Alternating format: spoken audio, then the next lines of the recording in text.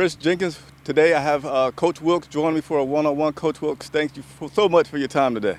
Well, thank you for having me.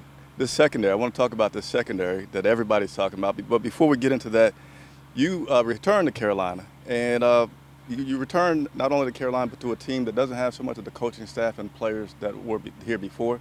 What made this a comfortable place for you to return to? It's just such a lot of tradition here, and this is home for me. I have a strong love and passion for Carolina Panthers, city of Charlotte, and when Coach Rule gave me the opportunity to come back home, I jumped on it. Coach, continue on. Your players give you such positive praise. That's why I asked you to be here. I said, I got to talk to this guy. So much energy. I know Dante Jackson, he called you a dog. I said, how do you call a coach a dog? And talked about your energy. I forget which player it was, but he said you were the first coach that took him out to dinner that he's had in the NFL. Talk about your philosophy on your relationships with these players. Well, I think life itself is about relationships, and we work together each and every day. And I want the guys to come to work feeling comfortable and not uptight and tense, So I try to build a relationship with my guys. I say it all the time, I want to be their friend, not their buddy.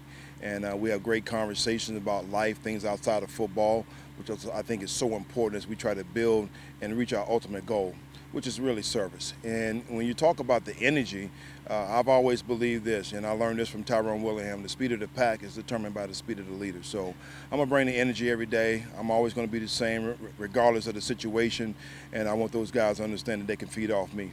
Yeah, I see you out there, really getting at it when they're going through drills like you're a player yourself, but specifically commenting on Dante saying the dog. How does a coach get the dog? Or I got to ask Dante. I don't really know the fact of being a dog, but I appreciate what he's trying to say. But, the energy is high across the board, and, I definitely want to make sure I mention two other guys that work closely with me, Evan Cooper and Bobby Maffei. Those guys do a great job and really mentoring and helping the guys as well.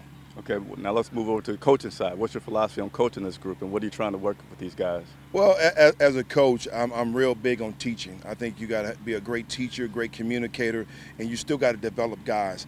I got a great core when you start talking about first-round picks, second-round picks. So we're just trying to really excel and try to be the best in the NFL, to be honest. Okay. So much of the secondary is really good. Some really good guys. Talk about some of the traits on what's making this group that you have so special. The skill set is phenomenal. Number one, they're long, they're physical. We play bump and run. They fit the run well, which a lot of corners in the National Football League does not do.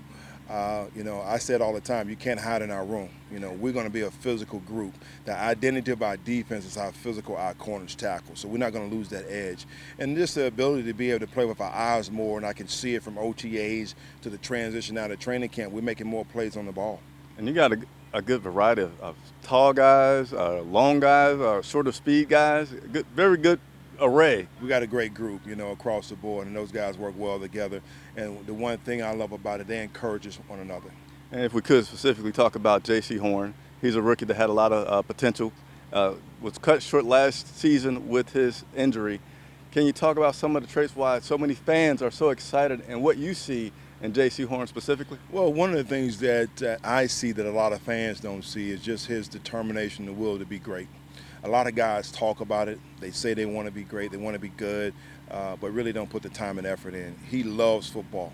And a lot of guys, I say, really don't love what it takes to be great. And he puts the time in each and every day. Student of the game, always want to learn, how can I get better? And when he gets on the practice field, he works at 100% each and every day.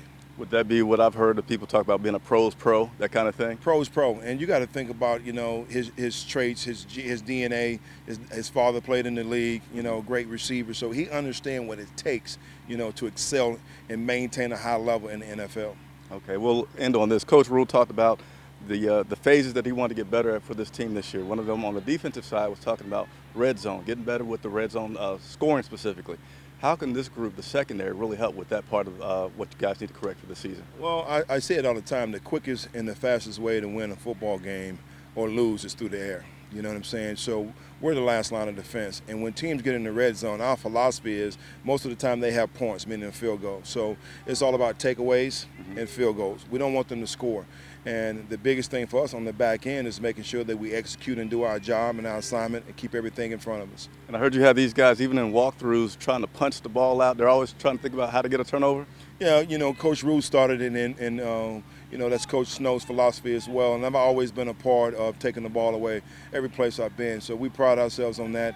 And I say it all the time, in order to do something in the game, you got to first do it in practice. So we're getting the most out of these guys, trying to script the ball, trying to punch it out every opportunity that we have. Hey, Coach, I really appreciate your time. Appreciate you. Thank you. Thank you. All right, brother.